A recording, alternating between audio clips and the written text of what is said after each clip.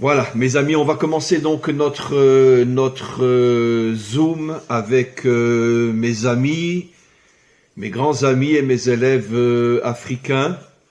Et je tenais d'abord à remercier Karine et Eric pour la préparation de ce Zoom qui sera, si Dieu veut, régulier, au moins une fois par mois. Et j'espère qu'il y aura de plus en plus de monde.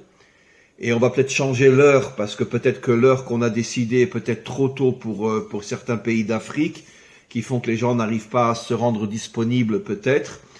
On va essayer de reculer de manière à ce qu'il puisse y avoir plus de monde. Quoi qu'il en soit, on en est maintenant à notre 3e cours, et j'espère qu'il y en aura des dizaines.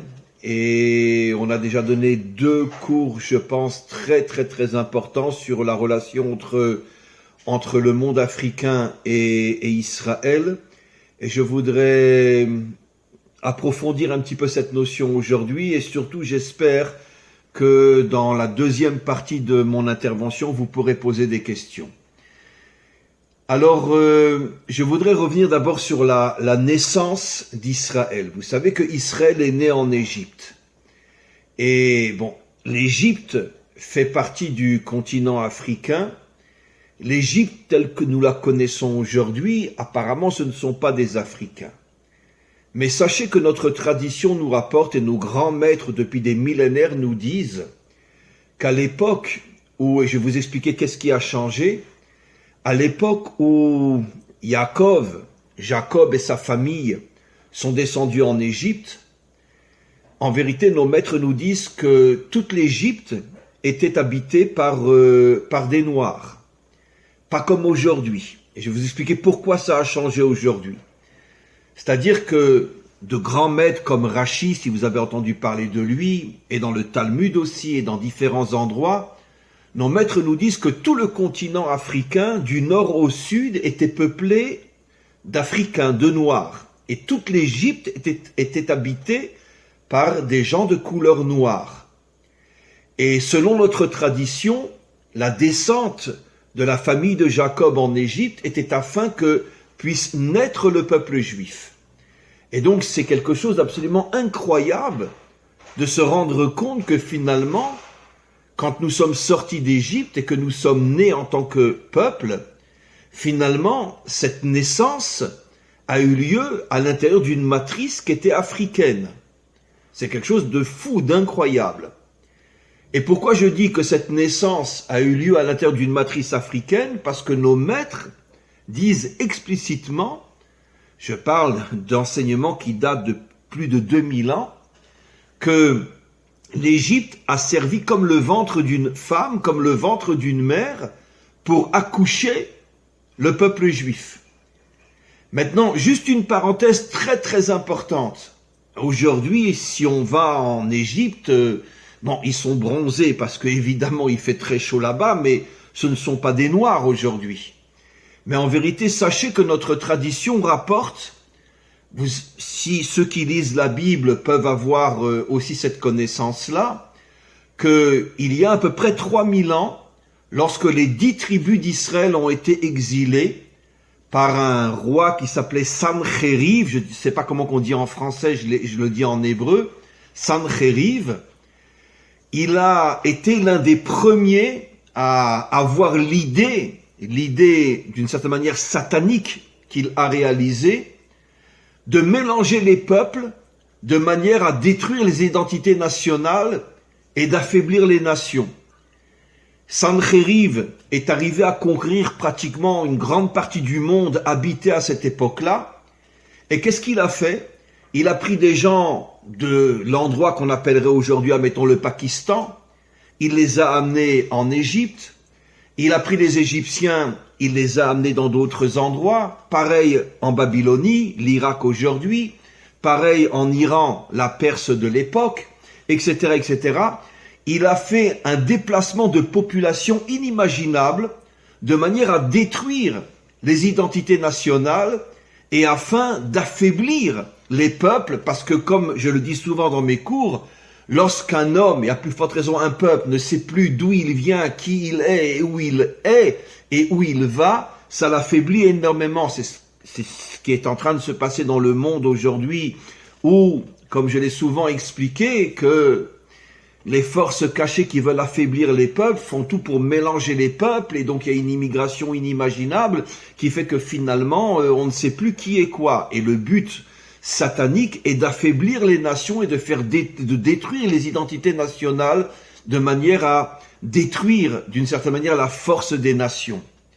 Mais le premier qui a eu cette idée et qui l'a réalisé, c'était Sancheriv. Ce qui veut dire que Sancheriv, c'est à peu près il y a 3000 ans. Par contre, la descente en Égypte, c'était il y a 4000 ans. Ce qui veut dire que il y a 3000 ans, qu'est-ce qu'a fait Sancheriv?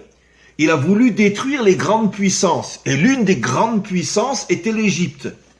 L'Égypte était habitée uniquement par des personnes de couleur noire. Encore une fois, quand Yaakov est descendu avec sa famille en Égypte, et quand le peuple juif est né à partir de l'Égypte, c'était tous des Noirs là-bas. Simplement, 1000 ans après, Sancheriv a déporté les populations d'endroit en endroit, et c'est comme ça que finalement, l'Égypte s'est retrouvée pratiquement avec... Il y en a encore aujourd'hui beaucoup, mais la grande majorité des Égyptiens ne sont plus de couleur noire, parce que l'origine des Égyptiens d'aujourd'hui vient d'autres peuples, d'autres endroits, que Sancheriv a déportés jusqu'en Égypte, de manière à ce que tous les peuples soient déracinés de leur source première, afin d'affaiblir leur identité. Et c'est quelque chose d'assez extraordinaire. Donc maintenant, je reviens à ce que j'explique.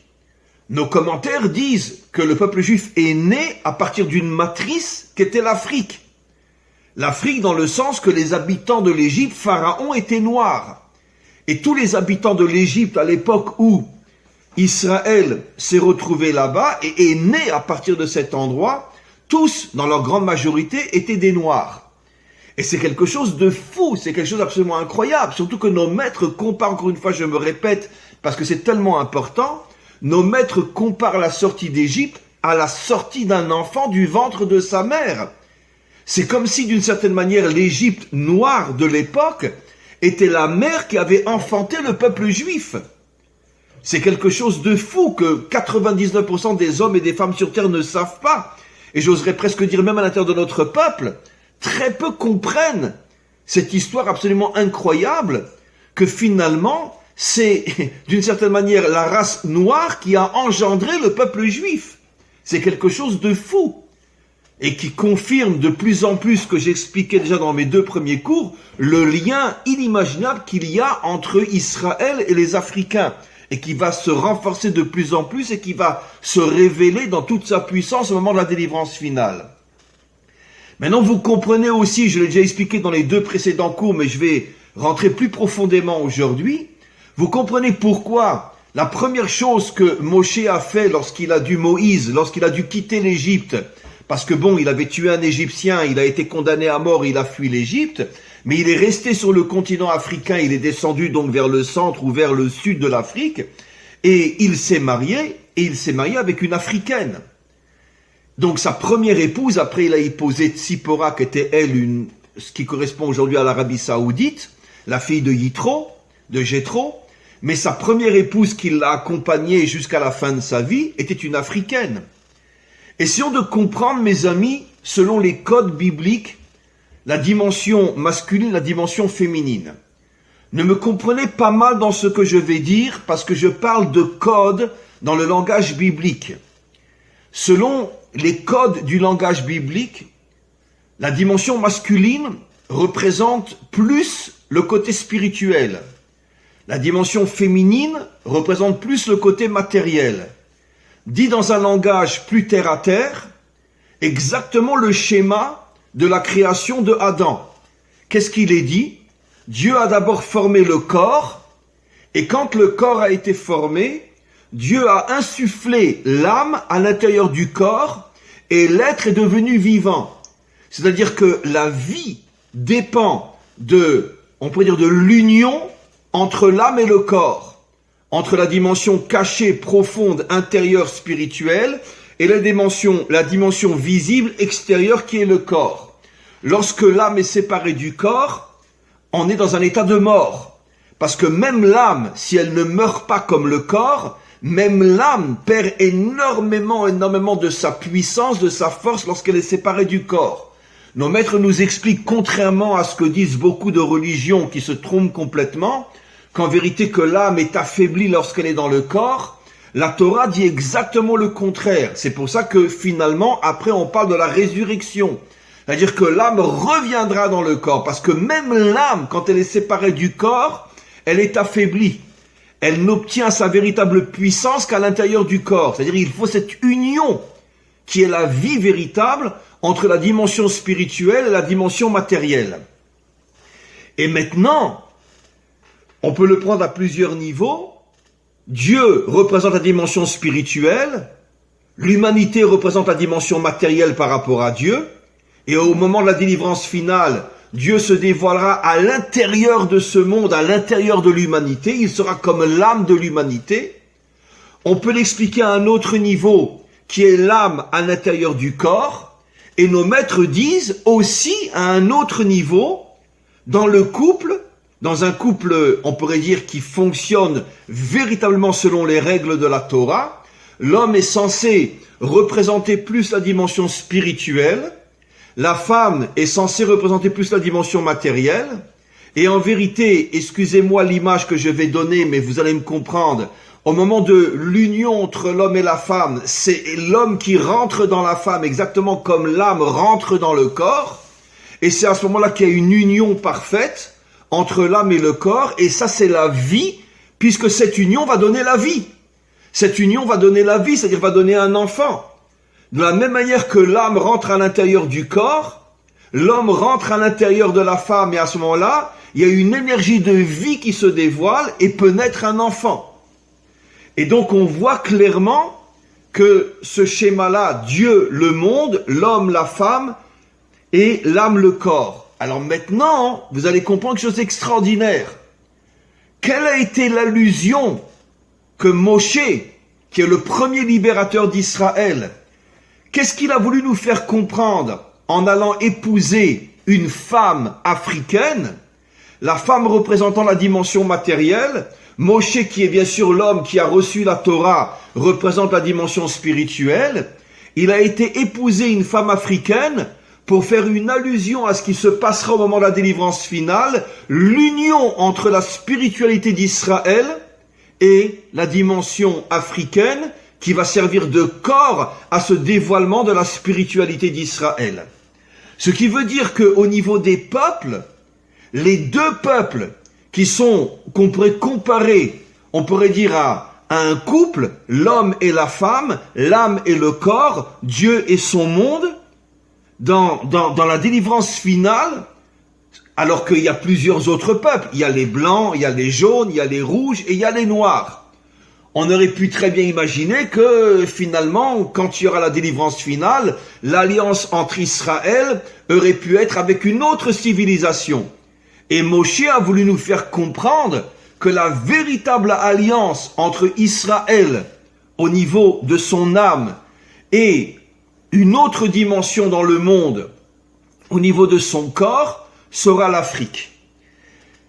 Et donc, c'est quelque chose d'absolument incroyable. Nous sommes nés à partir d'un ventre africain, et au moment de la délivrance finale, alors qu'il y aura bien sûr une unité, un respect et un amour au niveau de tous les peuples, mais malgré tout, il y aura une alliance très profonde, comme l'âme dans le corps, comme un couple, une alliance très profonde et plus puissante qu'avec n'importe quel autre peuple, entre Israël et l'Afrique.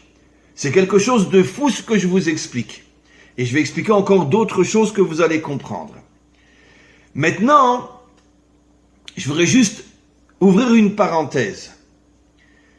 Nos maîtres nous rapportent déjà dans des commentaires, il y a depuis très très longtemps, que quand Alexandre le Grand, vous avez tous entendu parler d'Alexandre le grand conquérant grec, il a conquis, comme on le sait, le monde entier. Je parle du monde civilisé de l'époque. Et la dernière étape où il a été, c'est écrit dans le Talmud et dans d'autres textes, donc des textes qui datent de plus de 2000 ans, que la dernière étape où il a voulu continuer sa conquête, c'était en Afrique. Il est parti en Afrique. Et en Afrique, il est tombé sur une armée de femmes noires. Et ces femmes noires ont vaincu Alexandre le Grand et l'ont chassé. Ça veut dire que c'est quelque chose de fou. Alexandre le Grand, le plus grand conquérant de l'histoire pratiquement humaine, s'en va en Afrique, il tombe sur une armée de femmes et il est repoussé par cette armée de femmes. Qu'est-ce qu'on comprend? Quel est le message? Et je vais expliquer dans quelques instants, malheureusement, ce qui s'est passé après en Afrique. C'est que nos maîtres nous expliquent depuis plus de 200 ans, depuis plus de 2000 ans, qu'au départ, le peuple africain était tellement fort sur le plan physique que même des femmes africaines sont arrivées à repousser l'armée d'Alexandre le Grand. La seule armée qui a vaincu Alexandre. Ça ne s'était jamais passé nulle part ailleurs. Partout où Alexandre allait, il gagnait. Maintenant, donnons un exemple simple aussi. Sur le plan sportif, les plus grands athlètes dans le monde, c'est sûr qu'il y a des blancs, des jaunes aussi. Mais parmi on pourrait dire, la première ligne des puissants athlètes, que ce soit en boxe, que ce soit en course, que ce soit dans tout ce qui est l'athlétisme, etc., ce sont quand même des Noirs. On voit que les Noirs ont une puissance physique inimaginable, surtout dans le domaine de la boxe. Tous les champions de boxe mondiale, pratiquement à une ou deux exceptions près, sont des Noirs. On a eu, comment s'appelle-t-il je me rappelle plus son nom, enfin bon, vous me comprenez, Casley, je sais plus comment son nom, là en ce moment il y en a un autre aussi en Amérique, je me rappelle plus son nom, mais enfin vous savez mieux que moi. Il y a une puissance, une force incroyable, on pourrait dire dans la matérialité africaine, et on comprend maintenant pourquoi l'âme d'Israël, en tant que peuple, doit s'unir à l'Afrique quand elle retrouvera sa vraie puissance, car je n'ai pas encore expliqué la deuxième partie du cours, parce que de la même manière qu'il faut avoir une âme puissante dans un corps fort, comme on dit d'ailleurs en français, un esprit saint dans un corps saint, je préfère dire une âme forte dans un corps fort, qu'en vérité parmi tous les peuples, ceux qui ont hérité de la puissance du corps plus que n'importe quel autre peuple ou civilisation, c'est précisément les Africains. Et c'est la raison pour laquelle, au moment de la délivrance finale, la puissance de l'âme d'Israël va s'unir à la puissance, on pourrait dire, de la réalité matérielle, corporelle de l'Afrique. Et ensemble, ça va donner une civilisation avec une puissance inimaginable qui pourra vaincre le mal, repousser le mal et installer le bien dans ce monde. Maintenant, qu'est-ce qui s'est passé? Parce que là, je n'ai parlé que de choses, on pourrait dire, d'un aspect très positif. Mais en vérité, les choses n'ont pas été comme je viens de le dire. Puisque, comme on le sait, je l'ai expliqué dans mes deux premiers cours, les deux civilisations qui ont été les plus piétinées, les plus poursuivies, les plus maltraitées, les plus exterminées dans toute l'histoire humaine, c'est les Juifs et les Noirs. Et avec des similitudes inimaginables. Nous, on a été transformés en esclaves, les Noirs n'en parlant pas. Les destructions, les guerres, tout ce qui s'est passé en Afrique jusqu'il n'y a pas tellement longtemps entre les Tutsites et les Hutus, etc. Et on va en parler bien sûr. Donc, il y a et aussi l'exil, puisque de la même manière que les Juifs ont été exilés aux quatre coins de la terre, les Africains sont exilés aussi aux quatre coins de la terre. Il n'y a pas un pays au monde où il n'y a pas des Noirs aujourd'hui. Alors qu'ils avaient un pays d'une richesse inimaginable. Je n'ai pas besoin de vous dire que le pays le plus riche en ressources matérielles du monde, c'est l'Afrique. Il y a tout là-bas. Il y a le diamant, il y a l'or, il y a des minéraux, il y a une richesse inimaginable. Qu'est-ce qui s'est passé ? Comment les Africains ont pu être exilés? Comment ont-ils pu être transformés en esclaves? Comment ont-ils pu être piétinés, massacrés, violés? Parce que, comme je dis toujours, tout ce qui s'est passé, ne serait-ce qu'au niveau de l'esclavage en Amérique, c'est complètement censuré. Mais le jour où on retrouvera les archives véritables et qu'on se rendra compte de ce que les Blancs américains ont fait aux Noirs, on se rendra compte que ça a été un véritable génocide. Et je me demande si le nombre de morts parmi les Noirs esclaves en Afrique n'a pas dépassé celui des Juifs pendant la Shoah. Ne parlons pas des viols, ne parlons pas de tout ce qui s'est passé. Les jeunes filles étaient violées, les femmes étaient violées, les hommes étaient massacrés constamment, pendus, torturés à mort, jetés dans des trous dans lesquels on leur donnait pas à manger et ils mouraient de faim s'ils osaient lever le nez contre le maître américain. Et je suis sûr qu'un jour on va s'apercevoir que des millions de Noirs ont été violés et massacrés pendant toute cette période de l'esclavage en Amérique, ce qui est complètement censuré, personne n'en parle. Parce que malheureusement ça fait pas si longtemps que ça. Et donc il y a des points communs inimaginables entre Israël et l'Afrique, comme je l'ai expliqué dans mes 2 précédents cours. L'exil, l'humiliation, le racisme, l'antisémitisme, les massacres, la transformation en exil, la transformation en esclave.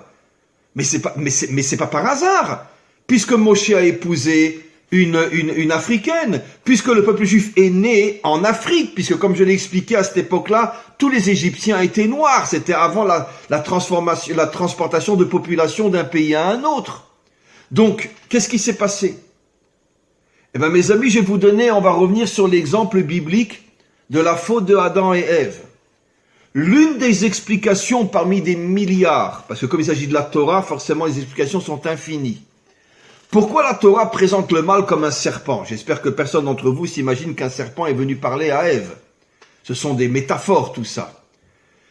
C'est quoi la métaphore? Pourquoi un serpent? Parce qu'en vérité, comment qu'un serpent tue? Tous les animaux te tuent de l'extérieur. Ils sautent sur toi, les animaux sauvages, et ils te tuent. Avec l'extériorité de leur corps, leurs dents, leurs griffes, etc. Mais comment tue le serpent? Il fait pénétrer en toi un venin qui te tue de l'intérieur. C'est pas la morsure du serpent qui tue. Elle fait mal, mais c'est pas elle qui tue. Ce qui tue, c'est qu'au moment où il te mord, il fait rentrer un venin en toi et c'est le venin qui te tue de l'intérieur. Qu'est-ce qu'on comprend de là? Ça veut dire que la Torah nous décrit ici que quand le serpent, qui est bien sûr une métaphore, s'est attaqué à Adam et Ève, en vérité, son mal, il l'a fait rentrer à l'intérieur d'eux pour les tuer de l'intérieur, sans qu'ils ne s'en rendent compte, qu'ils sont infiltrés par des forces qui vont les détruire de l'intérieur. Et c'est comme ça qu'on affaiblit. Parce que quand tu es attaqué par l'intérieur de toi, tu t'affaiblis beaucoup plus vite que quand c'est à l'extérieur. Comme une maladie. Une maladie, elle te tue de l'intérieur. Et tu ne peux pas résister, parce qu'elle est dans ton corps. Et elle tue tout, elle détruit tout de l'intérieur. Qu'est-ce que je veux dire par là? Je vais d'abord vous donner l'exemple du peuple juif, avec nos commentaires qui sont aussi des commentaires qui traversent toute l'histoire. Nos maîtres nous disent qu'au moment où Israël est sorti d'Égypte, à ce moment-là, il y avait dans le gouvernement égyptien, comme on le sait, des sorciers, des sages, etc., qui ont dit, on ne va pas laisser ce peuple nous échapper. Et donc, quelle a été l'idée d'infiltrer à l'intérieur du peuple juif des personnages dont le but sera de détruire Israël de l'intérieur et aussi de salir Israël de l'extérieur. Des gens qui avaient pour mission de s'infiltrer, de se faire passer pour des juifs, ou à la rigueur des convertis, mais de faux convertis, et de tout mettre en place pour détruire Israël de l'intérieur et le salir face à l'extérieur. Et ça, c'est ce que nos commentaires disent depuis des millénaires. Et ce phénomène-là dure jusqu'à aujourd'hui. Jusqu'à aujourd'hui, dans chaque génération, nos ennemis essayent d'infiltrer en nous en leur créant une identité juive, mais qui est fausse, en leur donnant beaucoup de pouvoir et beaucoup d'argent, rentrez à l'intérieur de ce peuple et faites tout pour le salir et le détruire de l'intérieur. Donnons l'exemple le plus clair. La faute du veau d'or. Au moment où Moïse est sur le mont Sinaï, au même moment où il reçoit les tables de la loi, le même jour, en bas, il y a la faute du veau d'or. Vu de l'extérieur, je peux comprendre qu'un non-juif va dire, mais c'est un peuple de tarés. Mais c'est des malades mentaux, ces juifs-là. Ils sont en train de recevoir la Torah et ils n'ont rien d'autre à faire que danser autour d'un veau d'or. Donc, ça va salir l'image du peuple juif. Mais d'un autre côté, qu'est-ce que nous disent nos maîtres? Qui était à la tête du veau d'or? Ce qu'on appelle en hébreu le Erevra, c'est-à-dire, je vais traduire en français, les infiltrés. C'était eux qui ont fait le veau d'or et qui sont arrivés à amener une partie d'Israël à danser autour du veau d'or. Mais la majorité de ceux qui ont fait le veau d'or, c'était en vérité de faux juifs. Mais vu de l'extérieur, jusqu'à aujourd'hui, quand quelqu'un lit la Bible, et il voit qu'au moment où Moïse reçoit la Torah, les juifs dansent autour d'un veau d'or, mais un non-juif, on pourrait dire très standard, qu'est-ce qu'il va dire? Mais ils sont fous, ces juifs. C'est impossible. C'est pas normal. Mais par contre, personne ne sait que ceux qui ont fait le veau d'or, c'était pas des juifs. C'était des infiltrés qui étaient là pour détruire Israël de l'intérieur et surtout pour le salir aux yeux des nations. Et ce phénomène dure jusqu'à aujourd'hui.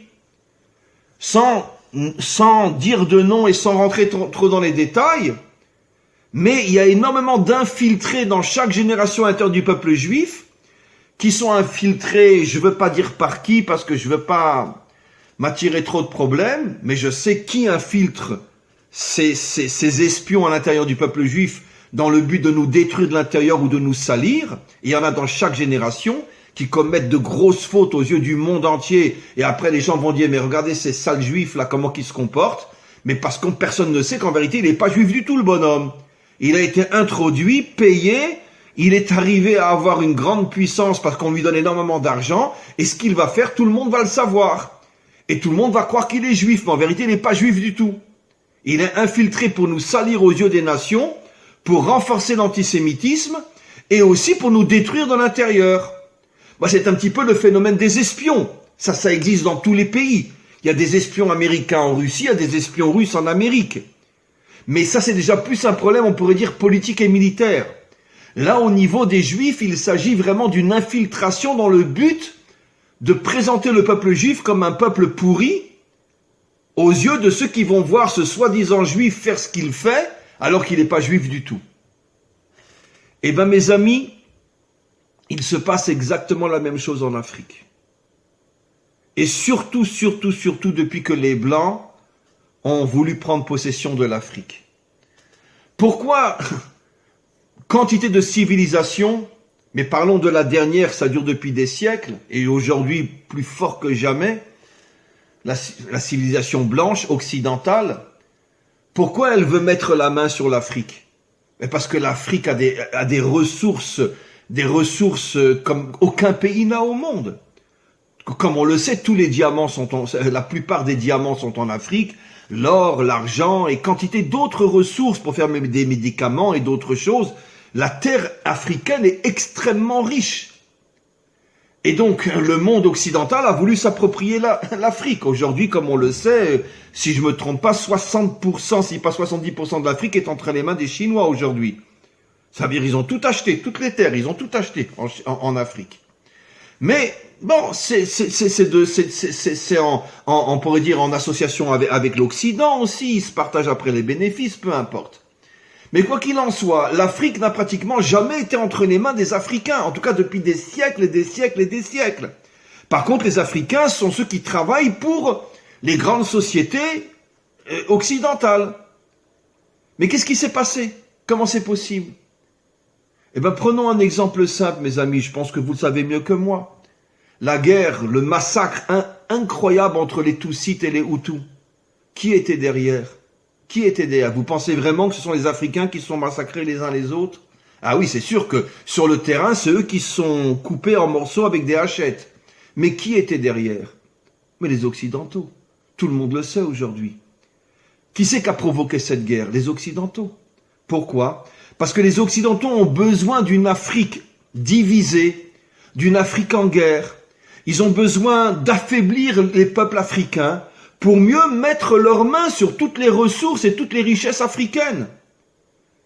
Et donc, c'est évident que c'était les Occidentaux qui ont provoqué cette guerre entre les Tutsites et les Hutus.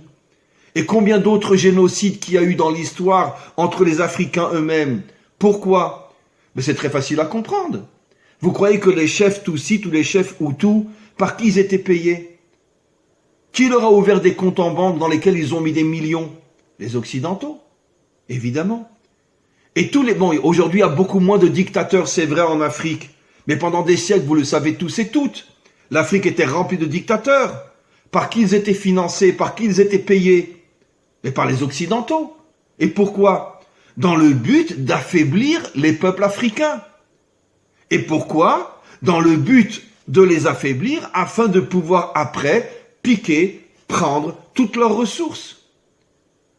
Et on sait très bien, et vous le savez sans doute mieux que moi, qu'à chaque fois qu'on expérimente un nouveau vaccin dans l'OMS, d'accord, qui c'est qu'on prend comme cobaye? On va trouver un village perdu en Afrique, on leur apporte de la nourriture, on leur apporte de l'argent, et on leur dit, en échange de l'argent qu'on vous donne, essayez le vaccin, la moitié disparaissent, et puis comme ça, on expérimente sur les Africains, on expérimente tous les nouveaux médicaments. C'est la grande ressource de cobaye du monde occidental.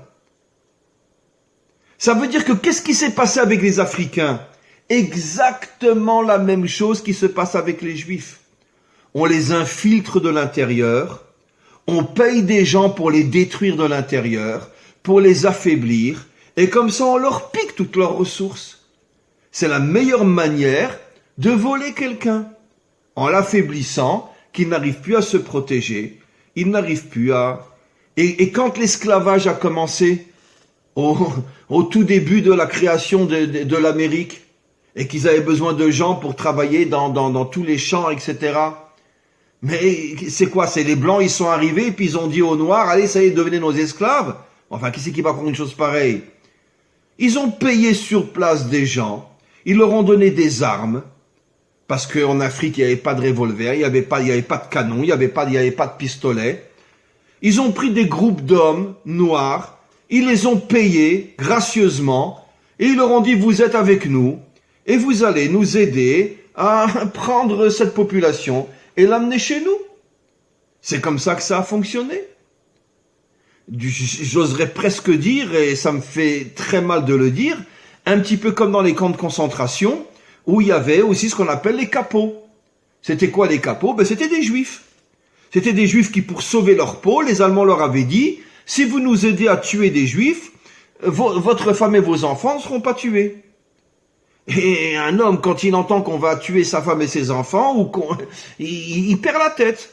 Et donc c'est comme ça qu'on est arrivé dans tous les camps de concentration, que le premier qui était vraiment face aux Juifs et qui les fouettait et qui tirait dessus, c'était très souvent des Juifs eux-mêmes, qui pour sauver leur peau ou sauver leurs femmes et leurs enfants étaient prêts à tuer leurs frères. Il y a des points de similitude inimaginables entre l'histoire d'Israël et l'histoire de l'Afrique. Nous tuer de l'intérieur, nous affaiblir de l'intérieur.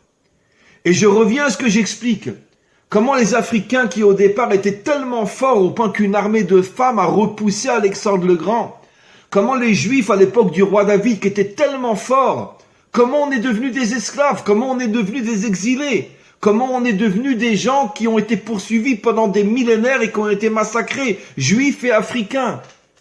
Parce qu'ils ont infiltré à l'intérieur de nous des forces venimeuses, comme le venin du serpent, qui font tout pour nous affaiblir de l'intérieur. Comment qu'on va s'en sortir, mes amis? Comment on va retrouver ce mariage entre nos deux peuples, entre Israël et l'Afrique, qui est l'allusion que Moshe a fait en allant épouser comme première épouse une femme africaine? Comment qu'on va retrouver cette union? Je pense, mes amis, que rien que la réunion de ce soir en est déjà une partie de la réponse.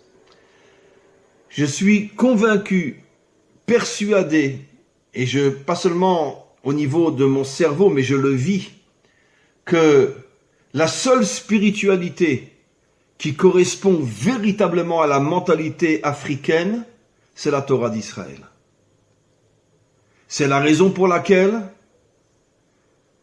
d'une certaine manière, et les chrétiens et les musulmans ont tout fait pour attraper l'Afrique. C'est-à-dire pour l'éloigner de sa source véritable. Alors évidemment, pendant des millénaires, pendant des siècles, absolument impossible d'avoir un lien spirituel entre Israël et l'Afrique. Comme je dis souvent, le plus grand cadeau que Dieu a fait au monde ces dernières années, c'est Internet. Et depuis qu'il y a Internet, je le vis moi et je ne suis pas le seul à le vivre, je crois sincèrement aujourd'hui que la majorité de ceux qui m'écoutent, les non-juifs qui m'écoutent aujourd'hui, sont plus des Africains que des Blancs. Aujourd'hui. J'ai des dizaines de milliers de non-juifs qui suivent mes cours. Mais je crois qu'aujourd'hui, je peux dire que la majorité de ceux qui m'écoutent sont des Africains. Comment c'est possible? Des Africains, pas forcément qui vivent en Afrique, ils peuvent vivre en France ou ailleurs, mais d'origine africaine. Comment c'est possible? Je me rends compte jour après jour que finalement, que dans la nature de l'Africain, la seule véritable spiritualité qui lui parle et qui le fait vibrer, c'est précisément la Torah, quand on est capable de l'enseigner exactement comme il faut l'enseigner. Et je pourrais pas vous dire, mais peut-être un jour je vous lirai quelques messages. Bon, rien que sur mes listes WhatsApp, j'ai des milliers de non-juifs sur mes listes WhatsApp, blancs et noirs. Mais les messages que je reçois des noirs, mais jamais je reçois des messages comme ça des blancs. Jamais. C'est quelque chose de fou. Des fois, je dois retenir mes larmes quand je lis un message. Ça me fait trembler. Jamais je reçois des messages comme ça de blancs. Et pourtant, j'ai énormément d'élèves aussi occidentaux. Mais bon, très respectueux, avec de beaux messages, mais jamais enflammés, jamais avec cette... Waouh!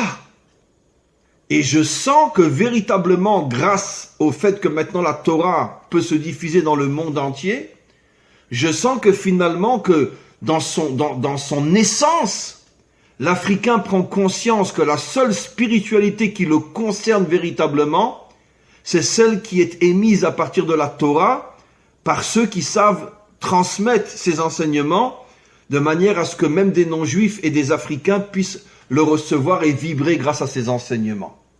Et ça, c'est quelque chose de très fort. Donc, si vous voulez, la question était comment finalement les Africains vont retrouver leur terre et vont sortir de l'exil et vont se reconstituer véritablement en tant que peuple libre, indépendant, et vont envoyer tous ceux qui les exploitent se faire voir et retourner dans leur pays. Comment c'est possible? Comment c'est possible? C'est pas simple, mais c'est exactement le modèle que j'ai donné au départ. Un être humain vivant, c'est l'alliance entre l'âme et le corps. Une famille forte, c'est l'alliance forte, sincère, authentique entre un homme et une femme. Un monde fort, puissant, c'est l'alliance entre Dieu et l'humanité. Ça veut dire entre la dimension spirituelle et la dimension matérielle. Je pense que le travail que nous devons mener aujourd'hui plus que jamais, et c'est pour ça que chacun autour de vous, c'est pour ça que ces zooms-là, on va les continuer régulièrement, et il faut amener de plus en plus de monde et de plus en plus de monde.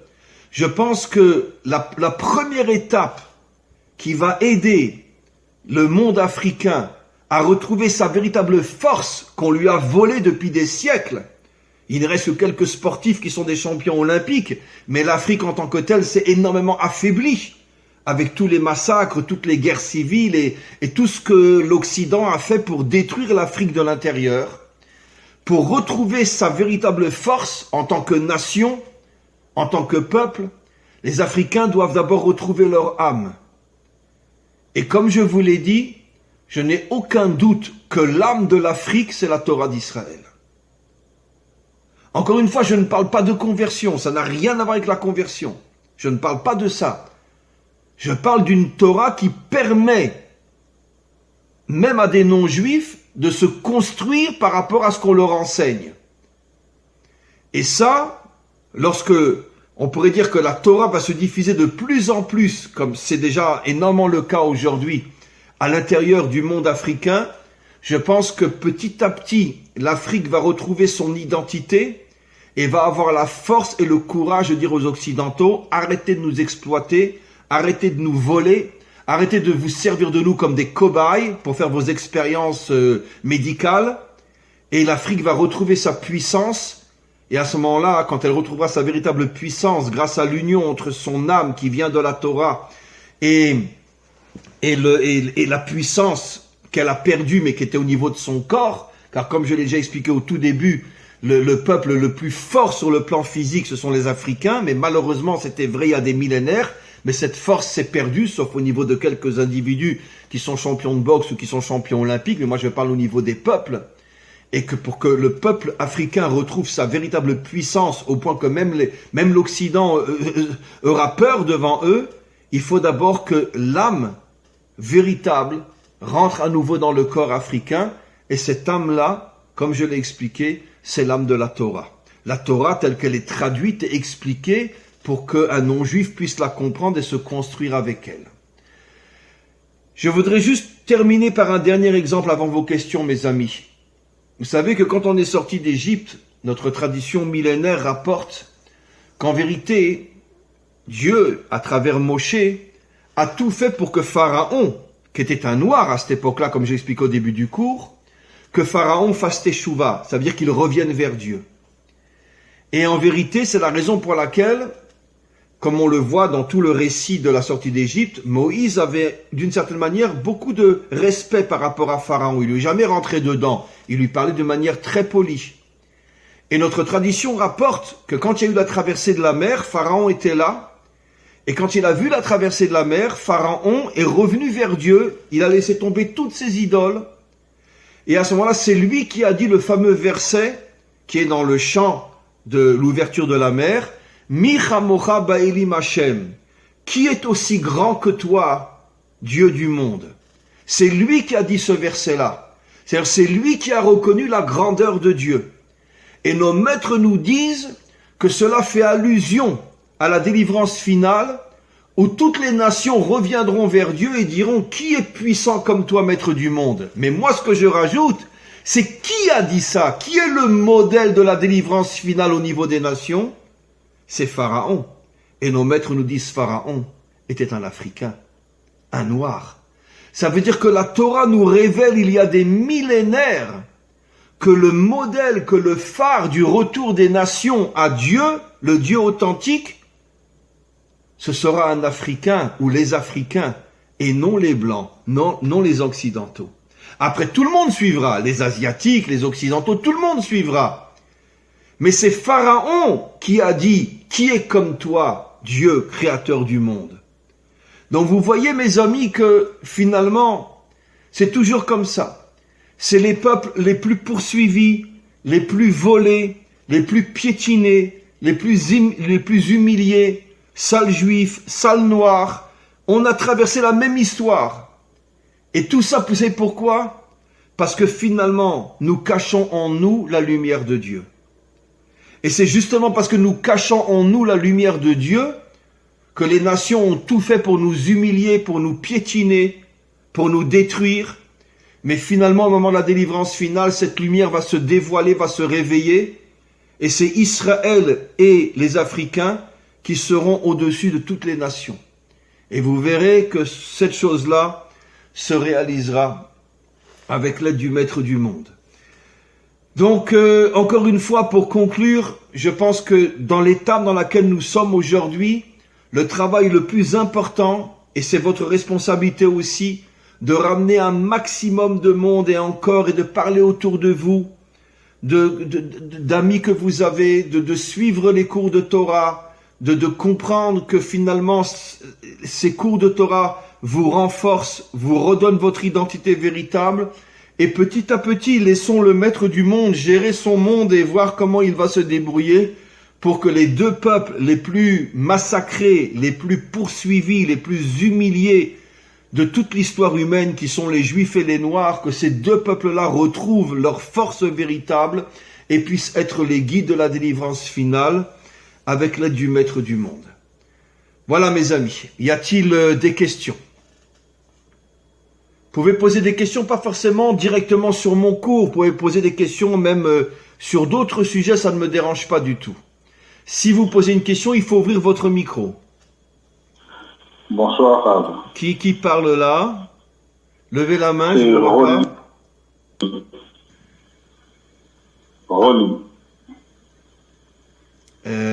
Rolly. Rolly. Ah, mais c'est dommage, montrez votre visage, ouvrez votre vidéo, cher ami. Je vais... Bon, c'est pas grave. Allez-y, Rolly. Ok. Magnifique. Ah, vous êtes sur mon WhatsApp, oui. Ok. Un Rolly. Oui, je suis sur votre WhatsApp. Vous êtes sur WhatsApp, oui. Oui, je suis sur votre WhatsApp. Et vous habitez où? Ok. J'habite Strasbourg. Strasbourg? Ah, c'est incroyable. Moi, j'ai vécu En à France, Strasbourg aussi. J'ai mon frère qui vit à Strasbourg. Je vais souvent à Strasbourg. Avant le corona, j'allais 1 ou 2 fois par an à Strasbourg voir ma famille. Ah, très incroyable. Alors, Rolly. Moi, j'ai une question et qui va de pair avec tout ce que vous venez de dire. Il y a eu probablement certaines réponses, mais j'aimerais avoir une réponse plus claire de votre part. En fait, moi, c'est depuis 1984 que je me sens attaché à Israël, au peuple juif. Oui. On vous entend plus, Rolly. Ça s'est bloqué. Dommage. C'est bloqué. Dommage. Quelqu'un d'autre a une question en attendant? Ah, Rolly, oui. Alors, allez-y. Ouais. Ok, j'étais en train de dire. Bon, non, ça se bloque à chaque fois, c'est dommage, mince. Bon, alors quelqu'un d'autre se jette à l'eau? Clémence, allez-y. Oui. À Madagascar, nous avons un problème spécial. Rolly, un instant, parce qu'il y a une autre question maintenant. Essayez de bien régler votre appareil et tout de suite après Clémence, c'est vous qui prenez la parole, d'accord? Oui, Clémence. D'accord. Oui. Il est toujours là. Ici, on veut participer aux dons. Mais la banque n'accepte pas de faire le virement en Israël. Mais il n'y a pas de PayPal aussi ici. Qu'est-ce qu'on va faire pour envoyer des dons à Ketmar? Vous parlez de dons pour Israël? Dons. Je veux participer aux dons sur son site là, des dons. Participer à la vie en Israël? Donner. Ah, des dons, j'avais pas compris. Il faut mais voir. Si les banques n'acceptent pas. Il faut voir avec Angela. Où est Angela? Où elle est? Oui. Angela, voilà, elle est là. Il faut parler avec Angela. D'accord? Parler avec Angela. J'ai expliqué à Angela comment faire. Oui, d'accord, merci. Mais c'est moi qui vous remercie. Alors, Rolly, allez-y maintenant. Ok. Comme je disais, Raph, moi j'ai un souci, si je peux l'appeler comme ça, souci. Donc en 2018, j'ai eu une succession de rêves et dont j'ai essayé de demander quelques explications. Les gens n'ont pas pu m'expliquer. Alors j'espère bien que j'obtiendrai une explication de votre part. Parmi le rêve que j'avais eu, le premier rêve que j'avais eu, c'était que j'étais en train de me promener. On était dans un désert, on était à 3. Et en marchant, nous nous sommes retrouvés en face d'un portail. Et le portail au-dessus, c'était écrit Eretz Israël. Avant d'y accéder, on était à fond, on a donné aux deux autres des kippas. C'était des kippas dans des sachets. À mon tour, la kippa qu'on me donne, c'est une kippa vieille et cachée dans un rocher. Et cette kippa-là, on pouvait voir que c'était une kippa que quelqu'un avait déjà utilisée il y a bien longtemps. Et lorsque la personne me ramène la kippa, elle me la donne, j'ai dit que moi, je ne voulais pas de cette kippa-là parce que moi, je voulais aussi une kippa neuve. La personne me dit, non, cette kippa vous appartient, elle a toujours été ici pour vous. Donc, je ne pouvais pas accéder, passer le portail tant que je n'avais pas la kippa. Et moi, j'insistais en disant que moi, je veux une kippa neuve. En me réveillant, j'ai essayé autour de moi de poser des questions. On ne m'a jamais répondu à cette question. Et 3 jours après, j'avais une autre rêve. Je me suis retrouvé à la grande synagogue de Strasbourg, où les grands rabbins, en me voyant entrer, me demandent de faire la lecture du Sefer Torah. Je lui ai dit, ben, je ne parle même pas l'hébreu. Il m'a dit, non, mais c'est votre tour de faire la lecture. Et lorsque j'ai essayé de discuter avec un rabbin qu'on m'avait présenté, la seule chose qui m'avait parlé, c'était la conversion. Mais avec toutes les difficultés qu'il y a derrière la conversion, j'avais dit que ça serait compliqué pour moi. Mais la seule question que moi je voulais poser ou savoir, c'est qu'est-ce que cela peut bien dire? Écoutez, cher ami, je pense que ce dont vous venez de parler est la confirmation de tout le cours. Qu'est-ce que ça veut dire qu'on vous demande de mettre une kippa sur la tête? La kippa, comme on le sait, chez nous, c'est un petit peu le symbole de notre spiritualité. Ça veut dire que même un juif qui ne met pas de kippa lorsqu'il est dans la rue, lorsqu'il va pas au travail, mais lorsqu'il étudie la Torah ou lorsqu'il prie, il doit mettre une kippa sur la tête. Ça veut dire que la kippa, c'est le symbole, d'une certaine manière, de notre connexion avec la lumière d'Israël. Et si on vous demande à vous, dans votre rêve, de mettre une kippa, ça veut dire qu'on est en train de vous dire, il y a des années, ce que je viens de dire dans le cours d'aujourd'hui. C'est que la seule vraie spiritualité qui peut réveiller les peuples africains, c'est celle provenant de la Torah. Encore une fois, il faut que vous compreniez quelque chose que j'ai expliqué dans de très très nombreux cours. La Torah n'est pas uniquement la spiritualité du peuple juif. Nos maîtres affirment depuis des millénaires que dans la Torah, il y a énormément de facettes cachées qui concernent les nations. D'ailleurs, nos maîtres, il y a plus de 2000 ans, vont jusqu'à dire que lorsque Dieu a proposé la Torah à Israël, il y a donc 4000 ans, au même moment, il a proposé la Torah aussi aux nations. Et les commentaires posent une question évidente. Mais il dit, mais je comprends pas, mais la Torah d'Israël, qu'est-ce qu'elle a à voir avec les nations? Et nos commentaires répondent, il y a d'autres facettes dans la Torah qui correspondent aux nations. Maintenant, ces facettes-là sont complètement cachées jusqu'à la délivrance finale, puisque les nations, au niveau global, n'ont pas accepté la Torah. Mais la Torah contient des lumières qui sont directement dirigées vers les nations elles-mêmes. Et c'est ce que nous essayons de faire, nous qui enseignons par Internet la Torah, d'expliquer dans un langage qui correspond aux nations la dimension spirituelle dont eux ont besoin. Et donc, dans votre rêve où vous voyez effectivement qu'on vous demande de mettre une kippa, et pourquoi une kippa ancienne? À mon avis, l'explication est extraordinaire, pour vous faire comprendre que depuis toujours, il y a un lien entre le peuple africain et Israël, puisque nous sommes nés de votre ventre. Mais est-ce que vous vous rendez compte de ce que je vous dis? La mère qui a enfanté Israël, c'était une mère africaine. Nos maîtres disent que tous les Égyptiens étaient noirs à cette époque-là, avant que Sancheriv mélange les populations. Ça veut dire que c'est pas des blancs qui ont enfanté Israël, c'est pas des jaunes qui ont enfanté Israël, c'est l'Afrique. Ce qui veut dire qu'il y a un lien, comme un lien entre un fils et sa mère.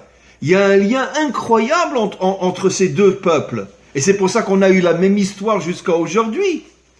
Persécutés, poursuivis, transformés en esclaves et exilés. Et donc c'est ça le rêve que vous avez fait quand vous dit de mettre une vieille kippa, pour vous faire comprendre que depuis toujours il y a un lien profond entre Israël et l'Afrique. Vous comprenez? Donc je vois de là, dans ce rêve-là, vraiment une confirmation incroyable de tout ce qu'on a expliqué dans notre cours. C'est quelque chose de très très fort, de très très fort. Voilà mes amis. Y a-t-il une autre question? Oui, Géry. D'où êtes-vous, Géry? Je vis en Belgique, mais je suis originaire de la République démocratique du Congo. Du Congo, vous êtes. Et où vous êtes en Belgique? À Bruxelles, à Charleroi. J'ai déménagé de Bruxelles pour Charleroi. À Charleroi, si je me trompe pas, il n'y a pas un rabbin qui est Lubavitch à Charleroi? Je n'ai pas connaissance. Non, il me semble. Ok. Moi, j'ai vécu à Bruxelles, vous savez? Ah non, ça je savais pas. J'ai vécu il y a très très longtemps, j'ai vécu à Bruxelles. Et mon père, en tant qu'enfant, vivait à Bruxelles aussi. Ok. Oui. C'est bien de savoir. Alors, moi, j'avais une question. C'est un peu par rapport au thème que vous avez prêché tantôt. Le fait de récupérer l'Afrique, entre guillemets. À l'image d'Israël, par exemple, pour tous les Juifs qui sont rentrés en Israël, est-ce qu'aujourd'hui, on peut dire que pour que les Africains récupèrent leurs terres, il serait nécessaire qu'ils rentrent dans leur Eretz, ou bien en Afrique, ou alors ça peut se faire de n'importe où dans le monde? Non, je suis tout à fait d'accord avec votre première partie. De la même manière que les Juifs ont été exilés de force, et malgré eux, ils ont été chassés de leurs terres, les Africains ont aussi été chassés de leurs terres.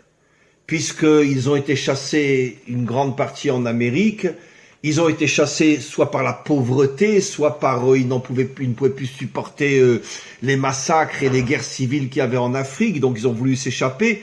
C'est pas 99,9% des Africains qui ont quitté. Bon, je parle pas de ceux qui sont nés de parents qui étaient déjà en Belgique ou en France, mais je parle à l'origine. Ceux qui ont quitté l'Afrique, c'est parce qu'ils n'avaient pas le choix. Et une grande majorité, c'est à travers l'esclavage ou toutes sortes de choses comme ça. Et donc, c'est exactement le même processus, le même phénomène que les Juifs qui ont été chassés de leurs terres. Et je pense effectivement, et ça se dévoilera dans toute sa puissance au moment de la délivrance finale, que, bon, il y aura toujours des exceptions, mais la grande majorité des Noirs africains, des Noirs partout dans le monde, vont retourner dans leur pays d'origine au moment de la délivrance finale et vont reconstruire finalement leur nation. Puisque comme je l'expliquais dans le cours d'aujourd'hui, la nation africaine a un rôle incroyable dans la délivrance finale. Mais ceci ne pourra se faire que lorsque les Africains, chacun selon l'origine qu'il sait de ses parents d'où ils viennent, que chacun retournera dans son pays. Alors évidemment, je veux dire, il y aura sans doute des problèmes parce que si une femme africaine est mariée avec un blanc ou un homme africain est marié avec une femme, etc. Ben c'est pas grave, ben ils iront ensemble en Afrique. Et l'Afrique au moment de la délivrance va devenir un pays extraordinaire parce que les richesses qu'il y a dans cette terre-là, c'est quelque chose d'absolument incroyable. À mon avis, c'est l'Afrique qui va nourrir le monde entier. Parce qu'on n'a même pas encore idée de toute la richesse qui se cache en Afrique. Rien que toutes les industries du diamant dans le monde entier, ils ont tout piqué aux Africains. Les Africains pourraient être multimilliardaires aujourd'hui si c'était pas fait piquer leurs ressources. Vous comprenez? Ça serait en principe, ça devrait être les pays les plus riches du monde. Puisque c'est eux qui ont toutes les richesses. Donc, c'est sûr que la délivrance va provoquer que tous les exilés vont retourner dans leur pays d'origine pour retrouver leurs racines, pour retrouver leur identité. Sachez avec tout le respect que j'ai pour vous, Géry, c'est que bon, vous êtes aujourd'hui en Belgique, mais c'est pas votre racine, c'est pas votre source. Là où vous allez retrouver votre être véritable, c'est quand vous serez à nouveau sur votre terre. Et là, elle va dégager cette terre-là des énergies qui vont vous permettre de retrouver votre véritable identité. Vous comprenez? Et donc, je dis pas que c'est aujourd'hui qu'il faut repartir de là où vos parents ou vos grands-parents sont venus. Mais quoi qu'il en soit, c'est sûr et certain qu'au moment de la délivrance finale, 99,9% des exilés juifs et africains vont revenir sur leur pays. Vous comprenez? Et parce que, pourquoi? Comme l'enseignent nos maîtres, il y a une relation très intime et très profonde entre la terre et le caractère des peuples. Donc, l'exil affaiblit les peuples. Comprenez? Mais quand un peuple revient sur sa terre, il retrouve sa véritable force. Et pourquoi aujourd'hui les Africains n'ont pas cette force? Parce que des millions et des millions d'Africains sont éparpillés dans le monde entier. C'est un peu ce qui se passe avec nous aussi les Juifs. On a aujourd'hui au moins encore la moitié des Juifs qui sont éparpillés dans le monde. Donc Israël ne s'est pas encore véritablement reconstitué comme une nation entière, et d'où la faiblesse qu'on a encore aujourd'hui malgré tout. Et c'est pareil pour les peuples africains. Quand tous les Africains retourneront chacun dans son pays d'origine, l'Afrique va atteindre une puissance inimaginable, et à mon avis, elle dépassera même le monde occidental. Je parle au moment de la délivrance finale. Donc, c'est sûr et certain que, cher Géry, si le Messie arrive bientôt, vous refilez chez vous. Merci, Rav. Et je viendrai vous visiter là-bas. Je serais ravi de vous recevoir. Très bien. Encore une question, mes amis, on va bientôt arrêter car il est tard. Oui. Bonsoir, monsieur, Daniel. Oui. Comme d'hab, Daniel. Qui c'est qui parle? Daniel. Ah, Daniel, d'où vous êtes? Je suis en France, mais je suis originaire de la Côte d'Ivoire. Très bien. Alors, allez-y. Voilà, comme d'hab, moi j'ai 3 questions encore. La première question, qui ne sont pas en rapport avec le cours. La première question, c'est, en fait, la dernière fois, je vous avais posé la question de savoir est-ce que le libre arbitre existait ou pas. Là, vous m'avez répondu que non, mais uniquement que dans le cadre Que dans le domaine moral. du mal. Voilà. Le libre arbitre n'existe que dans le domaine moral. Voilà, justement, la question c'est quoi exactement le mal et c'est quoi exactement le bien? Cher ami Daniel, c'est une question, sincèrement, il me faudrait plusieurs milliers d'heures pour y répondre. Et encore, ça serait seulement pour le commencement du commencement. Et je n'exagère pas. Parce que le bien et le mal, on peut en parler tellement de différents aspects que ça m'est impossible de vous répondre clairement dans le cas de cette question. Mais malgré tout, je dirais que le bien, ce sont toutes les forces en nous qui nous connectent au maître du monde. Et je vais expliquer. Le mal, ce sont toutes les forces en nous qui nous déconnectent du maître du monde. Mais qu'est-ce que ça veut dire? Je ne le dis pas d'une manière religieuse. Je suis avec Dieu ou je suis sans Dieu. Je vais le dire d'une manière telle que la Torah le conçoit. Nos maîtres expliquent que Dieu, c'est une source infinie de force, infinie. Lorsqu'un homme est connecté véritablement au vrai Dieu, il ressent en lui une puissance, une force, une volonté, une détermination qui fait qu'il n'a peur de rien, ni de personne. Comme disent nos maîtres, qu'est-ce que c'est un homme authentique? Celui qui défonce tous les obstacles qui se présentent devant lui. Il les défonce tous, les uns après les autres. Parce que tu es connecté à une prise d'énergie qui est infinie. Et qu'est-ce que c'est le mal? Le mal, il a pour but de t'affaiblir, de faire de toi quelqu'un qui baisse la tête, de faire de toi un mouton, de faire de toi quelqu'un de faible. C'est ça le but réel du mal. Le bien fait de toi un héros. Le mal fait de toi un être faible. C'est ça la véritable définition du bien et du mal. Si tu sens que tu es quelqu'un de déterminé, de volontaire, de fort, qui n'a peur de rien ni de personne, qui a une chose en tête et qui sera prêt à défoncer tous les obstacles pour l'atteindre, c'est la preuve que tu es connecté au maître du monde. Si tu es quelqu'un, comme malheureusement la majorité des hommes et des femmes sur terre, plié, esclave du système, intoxiqué par les médias, intoxiqué par les journaux, et qui croit tout ce qu'on lui raconte, et qui baisse la tête, et qui fait comme tout le monde, comme un mouton qui suit le berger, eh bien c'est la preuve que tu n'as pas de connexion avec Dieu. Même si tu es religieux, mais tu n'as pas de connexion avec le vrai Dieu. Le vrai Dieu te donne des forces. Le faux Dieu t'affaiblit. Comprenez? Voilà. Okay. Maintenant, bien sûr, je pourrais expliquer encore des milliers d'autres choses, mais je pense que ma définition est très juste. Si tu sens encore une fois que tu as une volonté de faire, c'est la preuve que tu es connecté au vrai Dieu. Si tu as constamment des craintes, des angoisses et des peurs, c'est la preuve que tu n'es absolument pas connecté au vrai Dieu. Ok, c'est compris. Voilà, mon ami. Voilà, mes amis. Encore une question peut-être et on va arrêter. Y a-t-il encore une question? Oui, Et, Yannick. la dernière, c'est... Yannick, mais il faut ouvrir votre micro, Yannick, si vous voulez poser une question. Votre micro est fermé, Yannick. Ah ouais? Voilà, c'est bon, il est ouvert. Oui, bonsoir. Juste un instant, où vous habitez? J'habite la Côte d'Ivoire, je suis à Abidjan. Abidjan, très bien. Voilà.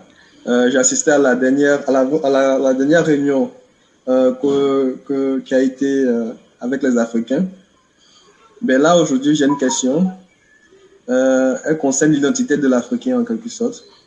Parce que toutes les religions au niveau du christianisme, de l'islam et aujourd'hui du judaïsme, en quelque sorte, font fuir la culture, l'identité des Africains. Selon ce qu'on constate, les Africains aujourd'hui, ils sont plus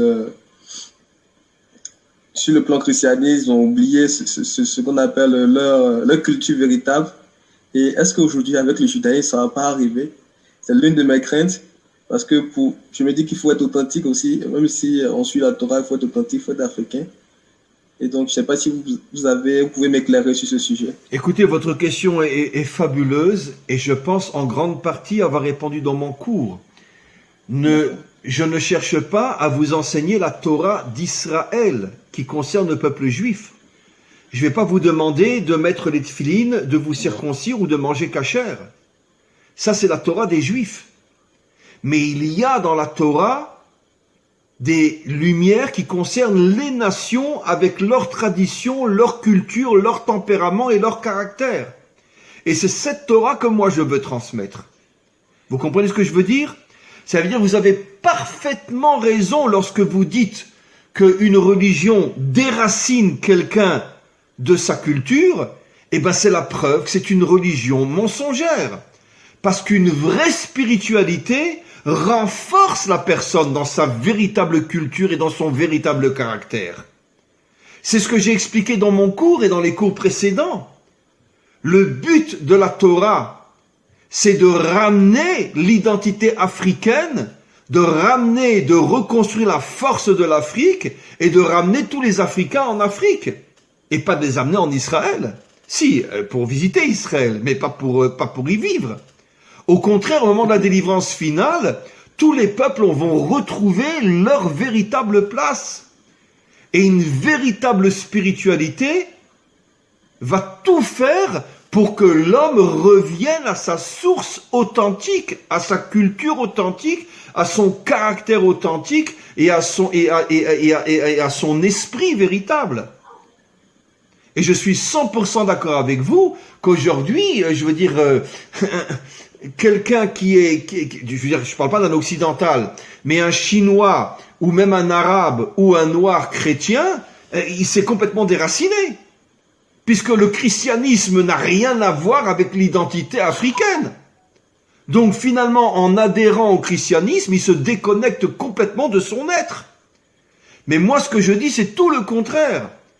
Il y a des dimensions dans la Torah qui concernent les nations pour les reconstruire tels qu'ils sont et les aider à se connecter au vrai Dieu. C'est ça ce que moi j'explique. Et c'est ça ce que nous voulons faire. On ne cherche pas du tout à ce qu'un noir devienne juif ou un chinois devienne juif ou un arabe devienne juif. Au contraire, la vraie volonté de Dieu, c'est que chaque homme soit ce qu'il doit être, mais en même temps être connecté au vrai Dieu. Et comment qu'on va savoir si c'est un vrai Dieu ou un faux Dieu? Si la religion me déconnecte de mon identité, c'est sûr que c'est une fausse religion. C'est sûr. Sûr et certain. René? C'est bien compris. C'est bien compris. Voilà mes amis, on va mettre fin à notre soirée. Je voulais remercier une fois de plus, encore une fois, Karine et Eric. On va continuer. Finalement, on était pas mal de monde ce soir, malgré tout, et je pense qu'à chaque fois, on sera encore plus. Je vous avoue très sincèrement, bon, vous savez, je suis un petit peu sensible, moi, alors je vais vous le dire en essayant de pas m'effondrer. Vous pouvez pas savoir comme j'ai aimé cette soirée de ce soir avec vous, comme ça me fait du bien. Je pense que ça nous fait du bien. Et ce sont des soirées qu'on va renouveler, j'espère, une fois par mois. À chaque fois, vous choisirez un nouveau sujet. Et sachez que je vous porte tous et toutes dans mon cœur. Et nous allons continuer ensemble. Nous allons nous renforcer ensemble. Nous allons grandir ensemble. Et nous allons être les graines, avec l'aide du Maître du monde, les graines de la délivrance finale pour le bien de l'humanité tout entière. Et comme je l'ai dit dans le cours d'aujourd'hui, vous n'imaginez pas le rôle que les Africains vont avoir dans la délivrance finale. Vous n'imaginez pas. C'est difficile à imaginer après tout ce que vous avez souffert pendant des millénaires. Mais sachez que plus un homme souffre, plus il est poursuivi, plus c'est la preuve que les forces du mal savent à quel point se cache en lui une lumière incroyable. Et donc vous avez tellement souffert comme nous, c'est la preuve que se cachent en nous des lumières absolument incroyables qui vont se dévoiler au fur et à mesure et qui vont aider l'humanité tout entière à atteindre la délivrance finale. Mes amis, encore une fois, merci à tous et à toutes et on se retrouve dans pas longtemps pour une nouvelle soirée tous ensemble. Encore une fois, merci à Karine et Eric, merci à vous tous et on reste ensemble. À tous et à toutes, à très très très bientôt. Au revoir mes amis. Merci, au revoir. Merci, merci à vous tous. Merci Raph. Merci. Tina. Merci. Merci. Merci Raph. Merci.